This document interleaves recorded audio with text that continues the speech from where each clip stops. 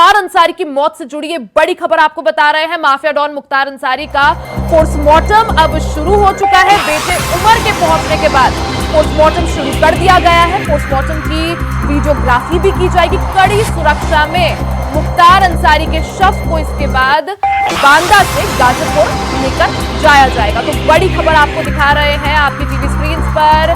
मुख्तार अंसारी की मौत से जुड़ी है बड़ी खबर। माफिया डॉन मुख्तार अंसारी का पोस्टमार्टम शुरू हो चुका है।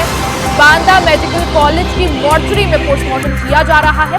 बेटे उमर अंसारी के पहुंचने के बाद पोस्टमार्टम शुरू कर दिया गया है। पोस्टमार्टम की पूरी तरह से वीडियोग्राफी की जाएगी ताकि आगे अगर कभी कहीं किसी अदालत में इस पोस्टमार्टम को चैलेंज किया जा सकता है तो वीडियोग्राफिकल प्रूफ जरूर हो प्रशासन के पास। इसी दौरान पोस्टमार्टम जब हो जाएगा उसके बाद कड़ी सुरक्षा के बीच मुख्तार अंसारी के शव को बांदा से गाजीपुर लेकर जाया जाएगा। उसकी भी तैयारियां हो चुकी है। एम्बुलेंस मौके पर पहुंच चुकी है। जिस एम्बुलेंस में मुख्तार अंसारी के शव को बांदा से गाजीपुर लेकर जाना है। तो तैयारियां प्रशासन की तरफ से पूरी है। पोस्टमार्टम शुरू हो चुका है। इस दौरान मुख्तार अंसारी के बेटे उमर अंसारी भी बांदा पहुंच चुके हैं। उनकी मौजूदगी में ही पोस्टमार्टम शुरू हुआ है। पूरे पोस्टमार्टम की वीडियोग्राफी भी हो रही है।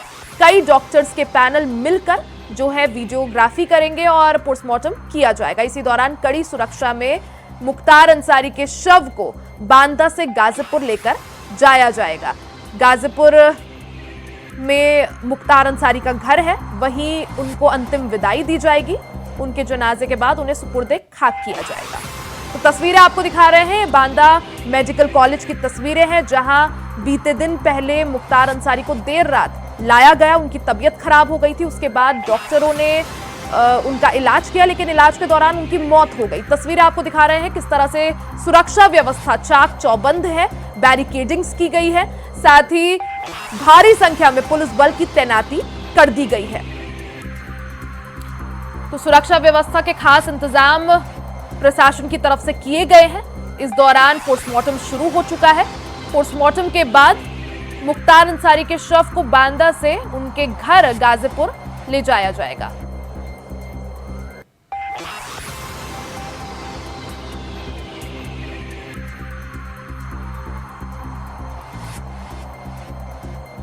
वहीं इस बीच एक और बड़ी खबर आपको बता दें। मुख्तार अंसारी की मौत से जुड़ी बड़ी खबर आपकी टीवी स्क्रीन पर। प्रदेश भर में धारा 144 लागू कर दी गई है। मुख्तार अंसारी की मौत के बाद से पूरे उत्तर प्रदेश में हाई अलर्ट है। प्रदेश भर में धारा 144 लागू कर दी गई है। जुम्मे की नमाज को लेकर विशेष चौकसी पुलिस द्वारा की जा रही है।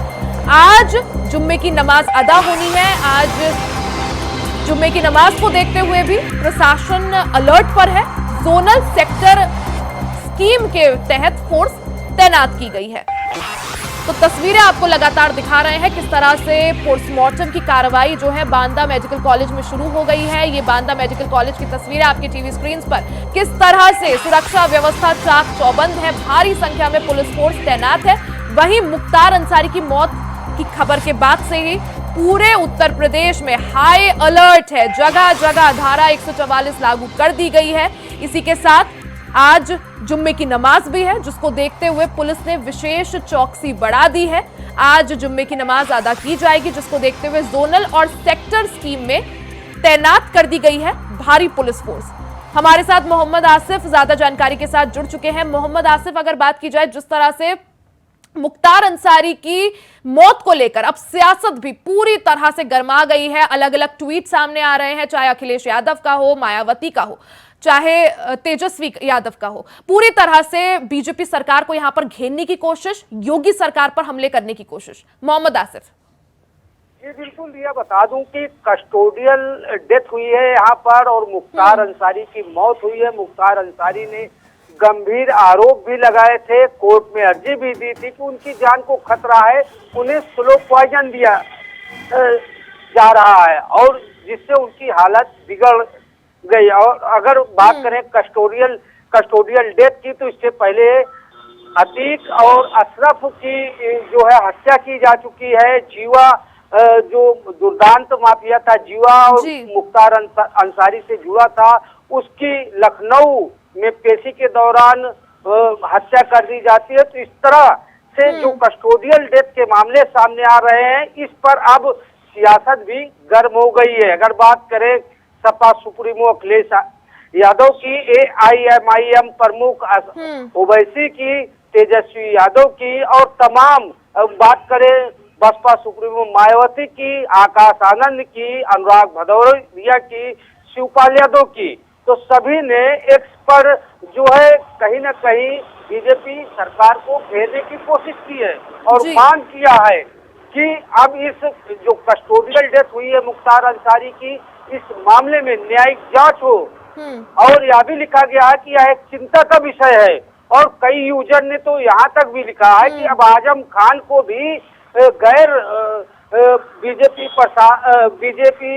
शासित राज्य की जेलों में शिफ्ट कर देना चाहिए। IP सिंह लिखते हैं कि इस सरकार में कोई भरोसा नहीं रह गया है। कस्टोडियल डेथ में किसी को भी मौत की नींद सुनाया जा सकता है। बहरहाल और यही चीज मोहम्मद आसिफ, जब अतीक अहमद की मौत हुई थी तब भी यही चीज देखने को मिली थी कि तमाम जो विपक्षी दलों के नेता हैं वो यही बोल रहे थे कि पुलिस सुरक्षा में भी अब जो है लोग वो सुरक्षित नहीं है। जी बिल्कुल रिया, बता दूं कि चाहे अतीक का मामला हो या अशरफ का मामला हो या जीवा का मामला हो या फिर बागपत जेल में प्रेम प्रकाश और मुन्ना बजरंगी की गोली मारकर हत्या का मामला हो, कस्टोडियल डेथ जिस तरह से बढ़ रही है, इससे कहीं न कहीं सरकार पर भी उंगली उठ रही है। और क्या मोहम्मद आसिफ यही वजह है कि जो पोस्टमार्टम है उसको काफी बारीकी से किया जा रहा है, डॉक्टरों का एक पैनल पोस्टमार्टम करेगा और लाइटिंग व्यवस्था जो है उसके लिए भी कहा गया है, वीडियोग्राफी के लिए भी कहा गया है? जी निश्चित तौर पर रिया बता दूं कि अब इस मामले में सरकार बेहद संजीदा है। मुख्तार अंसारी की मौत मामले में कोई बाद में उंगली न उठे, इसके लिए डॉक्टरों के पैनल के साथ साथ वीडियोग्राफी कराई जाएगी। वहां पर उनके भाई और बेटे भी मौजूद रहेंगे, जिससे आगे कोई पेच न फंसे। और साफ तौर पर उमर अंसारी का कहना है कि इस मामले को वह कोर्ट में ले जाएंगे और बड़ा हमला भी बोला है उमर अंसारी ने। फिलहाल जो पोस्टमार्टम हो रहा है करीब करीब हो चुका है, और बात करें बॉडी सौंपने की तो करीब 12 बजे तक शव को सौंप भी दिया जाएगा, जो गाजीपुर ले जाया जाएगा, जहां पर मुख्तार अंसारी को सुपुर्दे खाक किया जाएगा। गाजीपुर में भी सुरक्षा के पुख्ता इंतजाम है। फिलहाल अब जो है सरकार ने कड़े निर्देश भी दिए हैं DGP प्रशांत कुमार को, और साथ ही साथ STF भी इस मामले में लगा दी गई है। LIU हर संदिग्धों पर पैनी नजर रख रही है, क्योंकि आज जुमा का दिन भी है। तो सरकार बेहद संजीदा है मुख्तार अंसारी को लेकर। और एक तरफ बात करें पोस्टमार्टम की, तो पोस्टमार्टम भी बेहद सुरक्षा व्यवस्था के बीच कराया जा रहा है, और शव ले जाने के लिए भी सुरक्षा के पुख्ता इंतजाम किए हैं। 24 गाड़ियों का काफिला एम्बुलेंस के साथ गाजीपुर पहुंचेगा। जी रिया। ठीक है मोहम्मद आसिफ, आऊंगे आपके पास। संदीप का रुख कर लेते हैं। संदीप हमारे साथ बांदा से जुड़े हुए हैं। संदीप, आप बांदा मेडिकल कॉलेज में मौजूद हैं। बांदा मेडिकल कॉलेज की ही मॉर्चरी में जो है माफिया मुख्तार अंसारी का जो है पोस्टमार्टम चल रहा है। पोस्टमार्टम को लेकर क्या कुछ जानकारी सामने आ रही है? थोड़ी देर पहले शुरू हुआ है, मजिस्ट्रेट भी यहाँ पर आ चुके हैं। उसके तुरंत बाद से पोस्टमार्टम यहाँ पर पूरा कर दिया गया है। 5 डॉक्टरों का पैनल बना के वीडियोग्राफी तो पूरा पोस्टमार्टम की प्रक्रिया कर दी गई। संदीप, जिस तरह से आपने कहा 5 डॉक्टरों का जो पैनल है वो पोस्टमार्टम कर रहा है, कितनी और देर लगेगी और कितने बजे जो है जो शव है वो फ्री कर दिया जाएगा, रिलीज कर दिया जाएगा और गाजीपुर के ले जाया जाएगा? देखिए, जिस तरह से पोस्टमार्टम की प्रक्रिया अभी 5 मिनट पहले शुरू हुई है, कहीं न कहीं लगता है कि 1 घंटे का टाइम अभी इसमें लग सकता है होने में। इसके 1 घंटे पोस्टमार्टम होने के बाद परिवार को डेड बॉडी रिपोर्ट की जाएगी। रिपोर्ट करने के बाद यहाँ से गाजियाबाद से रवाना होगी। संदीप, साथ ही जिस तरह से आपने कहा 5 डॉक्टरों का पैनल है वो पोस्टमार्टम की कार्रवाई को कर रहा है, इसके साथ वीडियोग्राफी की भी कुछ विशेष व्यवस्था की गई है, लाइटिंग की व्यवस्था की गई है, और क्या कुछ किस तरह से व्यवस्थाएं? जी, जो डॉक्टर है थोड़ी देर सूचना आई थी कि जिला अस्पताल में पहले कागज पहुंचे। ठीक है संदीप। ठीक है, आऊंगी आपके पास। एक बार फिर से मोहम्मद आसिफ का रुख कर लेते हैं। मोहम्मद आसिफ, अगर बात की जाए जिस तरह से 2017 के बाद से मुख्यमंत्री योगी आदित्यनाथ ने उत्तर प्रदेश की कमान संभाली है, तब से हमने देखा किस तरह से कई माफियाओं और गैंगस्टर्स पर कार्रवाई हुई और ताबड़तोड़ कार्रवाई हुई। इसी बीच सीएम योगी का वो बयान भी काफी ज्यादा वायरल हो रहा है, जिसमें उन्होंने कहा था विधानसभा के अंदर की सभी माफियाओं को मिट्टी में मिला दूंगा। किस तरह से इस चीज को देखा जाए, जिस तरह से खासकर योगी के राज में माफियाओं के खिलाफ कार्रवाई होती है, साथ ही मोहम्मद आसिफ जिस तरह से जब हम बात मुख्तार अंसारी की करते हैं गाजीपुर में, और काफी ज्यादा इनका दबदबा रहा है, कुछ लोग इन्हें मसीहा मानते हैं, कुछ लोग माफिया, किस तरह से देखें? जी बिल्कुल रिया, बता दूं कि यूपी सीएम योगी आदित्यनाथ ने 2017 में ही सरकार बनाने के बाद जो है एक बयान दिया था कि वह माफियाओं को मिट्टी में मिला देंगे, और इसके बाद जो है यूपी पुलिस और एसटीएफ पूरी तरह से एक्टिव मोड में आ गई और लगातार जो है दुर्दांत माफियाओं का एनकाउंटर चल रहा है और लगातार पुलिस ऑपरेशन चलाकर दुर्दांत अपराधियों को जेल की सलाखों के पीछे भी भेज रही है। अगर गौर करें तो यहाँ पर माफिया के लिए जो संदेश दिया था, कहीं न कहीं जो है यूपी सीएम योगी आदित्यनाथ का हुआ बयान अब ठीक बैठ रहा है। इसी नजरिए को जोड़कर अब जो विपक्ष है यूपी सीएम योगी आदित्यनाथ और बीजेपी सरकार को घेरने की कोशिश भी कर रहा है। अगर बात करें माफिया अतीक और अशरफ की, तो अतीक और अशरफ को गोलियों से भूनकर मौत के घाट जी बिल्कुल मोहम्मद आसिफ, जिस तरह से मुख्तार अंसारी की मौत पुलिस कस्टडी में होती है, उसके बाद इस मामले को लेकर सियासत पूरी तरह से गरमाई हुई है। भारतीय जनता पार्टी की तरफ से यही कहा जा रहा है कि किसी की भी मौत पर सियासत नहीं होनी चाहिए, राजनीति नहीं होनी चाहिए। वहीं विपक्षी जो दल है वो लगातार कई सवाल उठा रहे हैं। बहुत बहुत शुक्रिया आपका तमाम जानकारी के लिए। इसी दौरान आपको बड़ी खबर बता दें जो सीधा प्रयागराज से आ रही है। मुख्तार अंसारी का परिवार अर्जी दाखिल करेगा इलाहाबाद हाईकोर्ट में। मुख्तार अंसारी का परिवार अर्जी दाखिल करेगा। विधायक बेटे अब्बास अंसारी को रिहा करने के संबंध में यह अर्जी होगी। पैरोल पर रिहा किए जाने की मांग करेंगे परिजन। तो बड़ी खबर आपको बता दें, आज मुख्तार अंसारी का जो परिवार है वो इलाहाबाद हाईकोर्ट में अर्जी दाखिल करेगा, क्योंकि आज मुख्तार अंसारी को सुपुर्दे खाक करना है। उसको देखते हुए उनके जो विधायक बेटे हैं अब्बास अंसारी, उनको रिहा करने के लिए अर्जी दाखिल की जाएगी। पैरोल पर रिहाई की मांग यहां पर मुख्तार अंसारी के परिवार की तरफ से की जाएगी, ताकि मुख्तार अंसारी के जनाजे में उनके बेटे शामिल हो सके। खबर पर ज्यादा जानकारी के लिए हमारे साथ शोएब रिजवी जुड़ चुके हैं। शोएब, जिस तरह से लगातार ये बात चल रही है कि आज मुख्तार अंसारी का भी पोस्टमार्टम चल रहा है, उसके बाद उनको गाजीपुर ले जाया जाएगा, जहां उनको सुपुर्दे खाक किया जाएगा, जनाजा उठाया जाएगा। ऐसे में जिस तरह से मुख्तार अंसारी के जो परिवार वाले हैं, उनके जो बेटा है, उसकी रिहाई की मांग कर रहे हैं, आज अर्जी दाखिल करेंगे, इसको लेकर क्या जानकारी? देखिए, बिल्कुल निश्चित तौर पर जो उनकी लीगल टीम है अंसारी फैमिली की, वो कोशिश करेगी, क्योंकि अब्बास अंसारी जो मुख्तार अंसारी के बेटे हैं, बड़े बेटे हैं, फिलहाल वो विधायक हैं और इस वक्त जेल में हैं। तो ऐसे में उनकी पैरोल की परमिशन के लिए बाकायदा इलाहाबाद हाईकोर्ट का रुख करेंगे।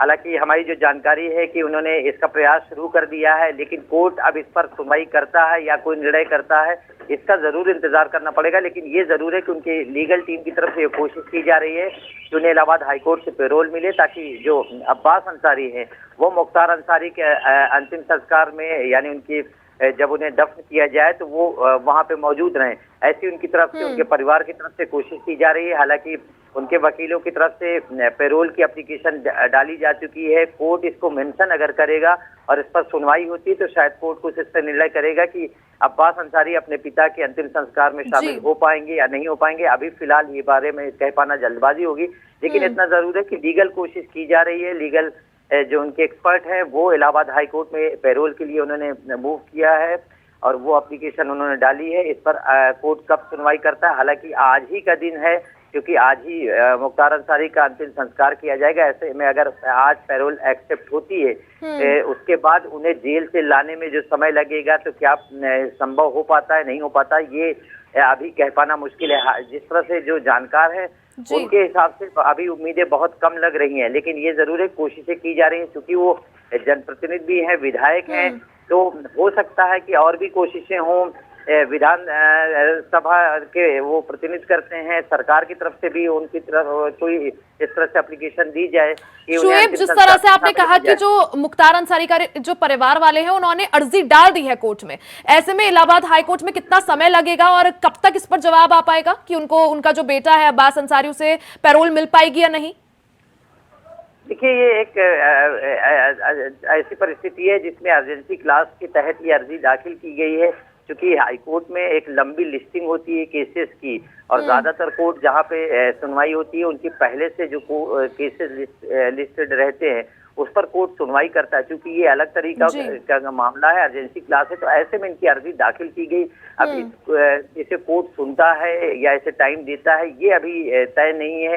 इस पर कब सुनवाई होगी और उसके बाद ही ये तय हो पाएगा कि उनकी पैरोल एक्सेप्ट हुई या नहीं हुई। तो ये एक लीगल कोशिश है जो की जा रही है, लेकिन अभी इस बारे में बहुत पुख्ता तौर पर नहीं कहा जा सकता कि किस कोर्ट में इसकी सुनवाई होती है या किस कोर्ट को ये मेंशन की जाती है और उसके बाद कोर्ट इस पर क्या रुख अख्तियार करता है। शोएब, जिस तरह से मुख्तार अंसारी के जो परिवार है वो लगातार यही आरोप लगा रहे हैं कि साजिश के तहत उनके पिता को मारने की कोशिश की गई है, मुख्तार अंसारी को मारने की कोशिश की गई है, लगातार यही आरोप लग रहे हैं और अब इस मामले पर सियासत भी गरमाई हुई है, चाहे अखिलेश यादव हो, चाहे मायावती हो, कई सारे तमाम नेताओं के, तमाम दिग्गजों के ट्वीट सामने आए हैं जिसमें प्रशासन पर यही आरोप लगाए जा रहे हैं कि प्रशासन की मौजूदगी में पुलिस कस्टडी के अंदर ये एक और मौत। देखिए, बिल्कुल, अगर आप इसको दो तरीके से समझे, एक तरफ जहां मुख्तार अंसारी के आपराधिक रिकॉर्ड की बात होती है वही उनका राजनीतिक एक लंबा सफर रहा है। उन्होंने अलग अलग प्रतिनिधित्व किया अपने क्षेत्र का, तो ऐसे में उनका राजनीतिक रसूख भी, और इसीलिए राजनीतिक रूप से इस पर अब बहुत जोरदार तरीके से चर्चा हो रही। जहां तक मुख्तार अंसारी के सीधे सरकार से टकराव थी और सरकार के टकराव की वजह से ही लगातार जो कानूनी प्रक्रिया के तहत मुख्तार और उनकी परिवार लगातार कानूनी प्रक्रिया के तहत लड़ाई लड़ रहा था। लंबी चौड़े केसेस की लिस्ट थी जिसमें कुछ केसेस में इन्हें सजा मिली थी, सरकार जहां इन्हें पनिशमेंट दिलवाने में पूरी एड़ी चोटी का जोर लगा रही थी, वही मुख्तार अंसारी का परिवार जो है वो लगातार ये कोशिश कर रहा था कि उन्हें कानूनी रूप से जीत मिले। और इसी वजह से अभी 21 तारीख को भी मुख्तार अंसारी की तरफ से एक चिट्ठी दी गई थी जिसमें उन्होंने कहा था कि उन्हें स्लो पॉइजन दिया जा रहा है और उनकी कभी भी मौत हो सकती है।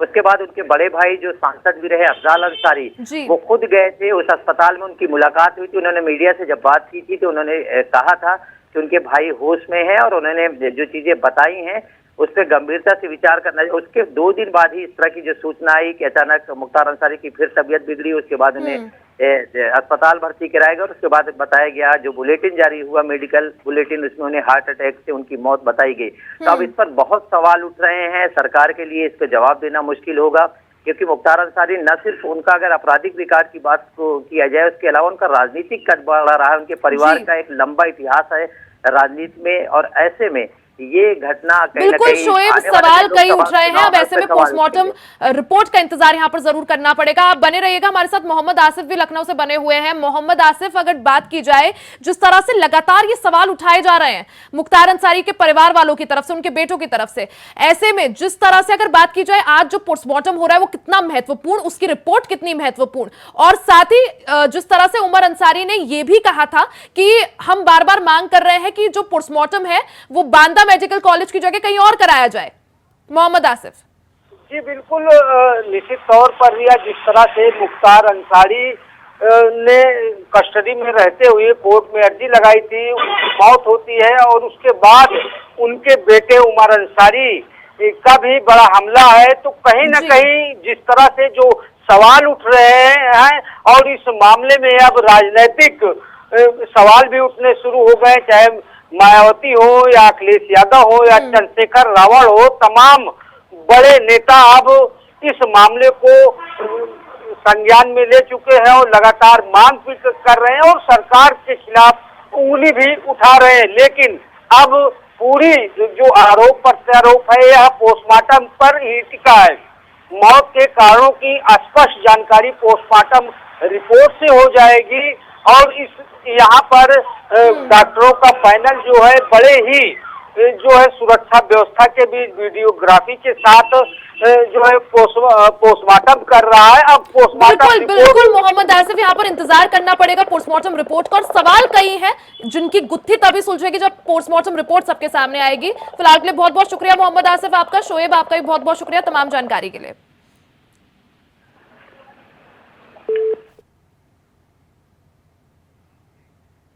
इसी के साथ इस बुलेटिन में फिलहाल के लिए सिर्फ इतना ही। खबरों का सिलसिला जारी रहेगा, बने रहे हमारे साथ।